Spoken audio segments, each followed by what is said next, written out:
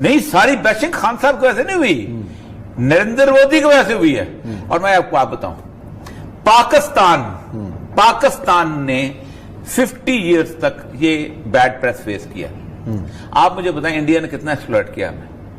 پوری دنیا میں ٹیررسٹ ڈکلیئر کرتے ہیں، ہمارا نام لوگ سننا گوارا نہیں کرتے تھے. آپ نے کتنا ایکسپلائٹ کیا؟ ایک لفظ بھی نہیں آپ نے ایکسپلائٹ کیا. جو نیو یارک ٹائم نے لکھ دیا کیا بات ہے، پیش کر دیا ہم نے.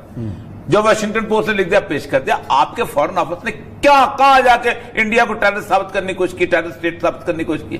آپ نے کوئی موومنٹ چلائی؟ آپ نے کوئی اسمبلی کی کوریڈور؟ پاکستان کی تو این جی او اتنی 2 نمبر ہے کہ یہ وہ لوگ ہیں کہ جو پاکستان کی عورتیں جو ہیں، یہاں سے میں نام لیتا ہوں، مجھے شرم آتی ہے ان عورتوں کی، یونائیٹڈ نیشن کی کوریڈور میں پاکستان کے خلاف پیمفلٹ لے کے گھومتی تھی کہ پاکستان میں فیملی ریپ ہوتی ہے، یعنی خامن جو ہے اپنی بیویوں کے ریپ کرتا ہے، جو زبردستی ان سے پیار کرنے کی کوشش کرتا ہے. اور 68% ریپ ہوتی ہے پاکستان میں. خاتون آج بھی ٹی وی پہ آتی ہیں.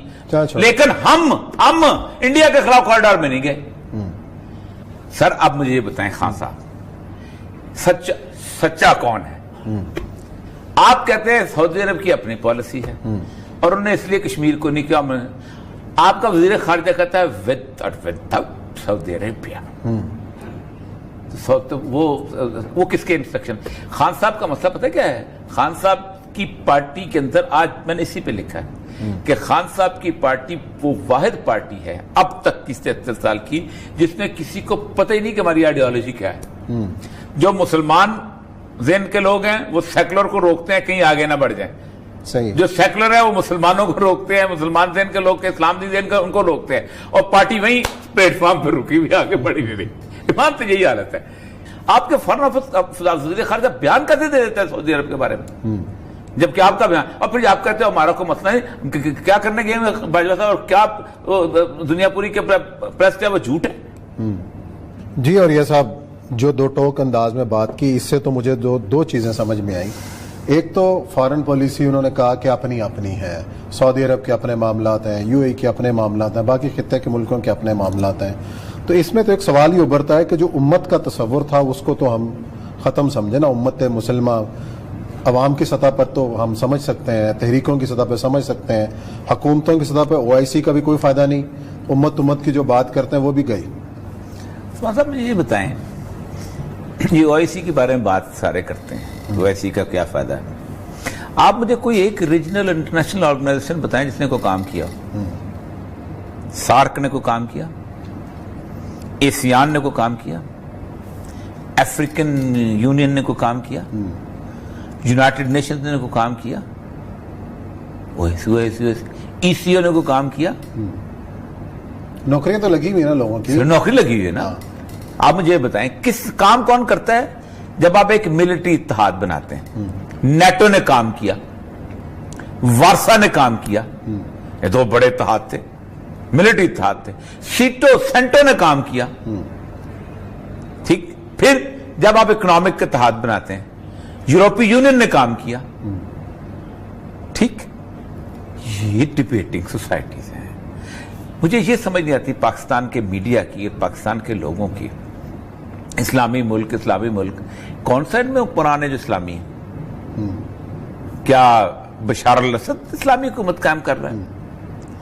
کیا مہاتر محمد اسلامی حکومت قائم کر رہا ہے؟ کیا وہ انڈونیشیا والا اسلامی حکومت قائم کر رہا ہے؟ کیا سوڈان والا کر رہا ہے؟ کیا مصر والا سیسی کر رہا ہے؟ They are as secular as any country is. بلکہ یہ جتنے بادشاہ ہیں، کیا مطلب محمد بن جو ہے کیا نام ہے، سلمان بن شیخ زید بن سلطان کا جو بیٹا ہے شیخ محمد جو ہے، اور جو خلیفہ بن زید ہے یہ عمر بن خطاب ہے، یہ علی المرتضیٰ ہے. یہ کون ہے؟ خیر ان ہستیوں سے they are not Islamic. چلو ان کو چھوڑ. عمر بن عبدالعزیز ہیں، صلاح الدین ایوبی ہیں. they are secular rulers. جس طرح ڈیگال جاتا ہے، جس طرح ٹرمپ جاتا ہے، اس طرح یہ بھی جاتے ہیں. سر یہ ہے کہ یہ ٹوپی پہنی ہوئی ہے لمبا سا، مسلمان اپنے آپ کو مسلمان کہتے ہیں. آپ مجھے یہ بتائیں عثمان صاحب، 100% کرسچن رولرز ہیں یورپ میں. کبھی کسی نے یورپی یونین کو یہ کہا ہے کرسچن یونین؟ تو یہ تو میں بائی کرنے کو تیار نہیں. بدنام کرنا، وہ گالی دینا، وہ اسلام کے نام پہ گالی دینا. کوئی مسلمان ہے ہی نہیں ان میں، کوئی مسلمان رولر ہی نہیں ہے. اگر کوئی بے شک پگڑی اور امامہ پہن لے تب بھی وہ مسلمان رولر نہیں ہے. وہ basically they are secular rulers. صرف یہ ہے کہ بنیادی طور پر ان کے والد نے ان کا بچپن میں نام لکھ دیا تھا, نماز جاتے ہیں, روزہ پڑھتے ہیں, حج کرتے ہیں, دین کے ساتھ کوئی تعلق نہیں کسی بھی ملک کا. تو ایک بات تو یہ اب ذہن میں رکھیں کہ یہ اب آتے ہیں کشمیریوں کے بارے میں. آپ لیں کشمیری جو ہیں فار ایگزامپل, ان کی زمین پہ قبضہ کر لے کوئی, ٹھیک ہے, تو سب سے پہلے تو کشمیری جو ہے نا وہ احتجاج کریں گے نا, اور کشمیری کہیں گے جی ہماری زمین پہ آپ نے قبضہ کیا ہوا ہے اور ہم انڈیا کو نہیں مانتے. صحیح. لیکن اگر کشمیری ہی اس ملک کو مان لیں تو آپ کیا کریں گے؟ سب سے پہلے کس نے مانا ہے, اور کس کی زمین پہ اسرائیل بنا ہے؟ اردن کی. اور سب سے پہلے کس نے مانا ہے؟ اسی نے مانا ہے. ہماری لڑائی تو بات کی بات ہے نا. میں اس کانٹیکسٹ امت مسلمہ کی بات کی باتوں کریں گے. امت مسلمہ کا نام لو تو صرف فلسطین یاد آتا ہے, صرف کشمیر یاد آتا ہے. پاکستان کے اندر 6 فٹ پہ اسلام نافذ نہیں ہوتا. حد کی سزا کے اوپر چیخیں نکلنی شروع ہو جاتی ہیں, سود کے اوپر سب لوگوں کی آنکھیں الٹی ہو جاتی ہیں, ہاتھ کاٹنے کو کہتے ہیں وہ سزا وحشیانہ بربریت والی سزا. اور سب سے بڑی بات ہے کہ فلسطین ریاست مدینہ 6 دفعہ ریاست مدینہ عمران خان صاحب نے کہا, اور یہ ریاست مدینہ کو بدنام کرنے کی بات ہے کہ فلاحی اسٹیٹ تھی. فلاحی اسٹیٹ اس کا ایک حصہ تھی. ریاست مدینہ میں 87 جنگیں ہوئی ہیں. سید الانبیاء کے جسم کے اوپر زخموں کے اتنے نشان تھے کہ شاید کسی کے جسم کے ہوں. وہاں بدر ہوئی ہے, وہاں احد ہوئی ہے, وہاں احزاب ہوئی ہے, وہاں حنین ہوئی ہے. کیا کچھ نہیں ہوا. فلاحی اسٹیٹ ایک سن لیا, ایک فلاحی اسٹیٹ سن لیا.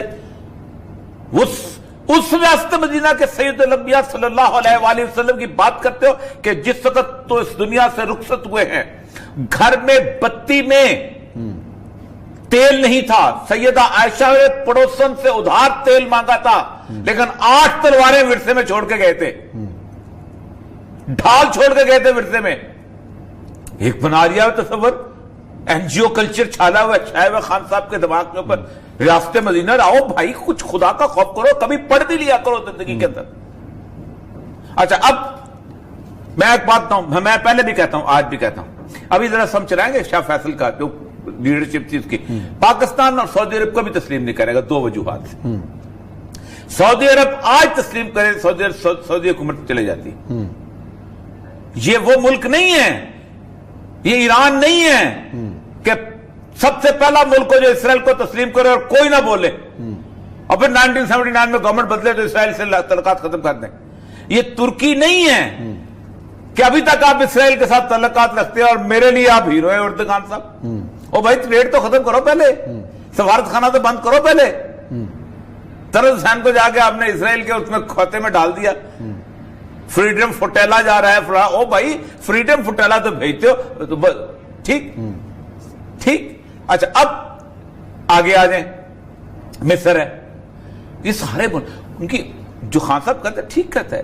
جب نیشن سٹیٹس ہو جاتی ہیں نا, آپ کی نیشن سٹیٹ آپ نے کیا بہیو کیا؟ جب آپ پہ پڑی تو آپ نے اٹھا کے افغانستان کا ہر راز بیچ دیا. آپ نے 600-650 بندہ جو ہے گوانتانامو بھیج دیا, آپ نے نہیں کیا. آپ کی سرزمین سے 57,000 دفعہ امریکن جو ہیں, سینٹ کی رپورٹ ہے, جہاز اڑے ہیں, انہوں نے ان کے پرچے اڑائے. آپ کے قدیر خان پہ بنی تو ایران نے کہا ہمیں تو اس نے دیا تھا, لیبیا نے کہا ہمیں تو اس نے دیا تھا. تو جب آپ اپنے ہیں تو پھر اوائسی کا نام کیوں لیتے ہو بھائی؟ تو ختم کر دینا چاہیے. وہ ختم, یونائٹڈ نیشن ختم ہو جائے. یونائٹڈ نیشن میں کیا, آپ مجھے بتائیں, یونائٹڈ نیشن نے کتنے مسائل حل کیے ہیں, کتنے ملکوں کو آزادی دلائی, پیدا ہی کی ہے, کتنے ملکوں کو آزادی دلائی ہے؟ ختم کر دو نا. روٹیاں لگی ہیں, تقریریں اچھی ہیں, خان صاحب کی بھی تقریر اچھی ہو جاتی ہے, ذوالفقار علی بھٹو کی بھی تقریر اچھی ہو جاتی ہے, ٹرمپ بھی اچھا بولتا ہے, کولن پال بھی اچھا بول جاتا ہے. کیا بات ہے جی, یہ ہے لیڈرشپ. او بھائی لیڈرشپ کیا, اس کے بعد تالیاں بجتی ہیں, پلاؤ کھائیں گے, احباب فاتحہ ہوگا. یہی بات ہے نا.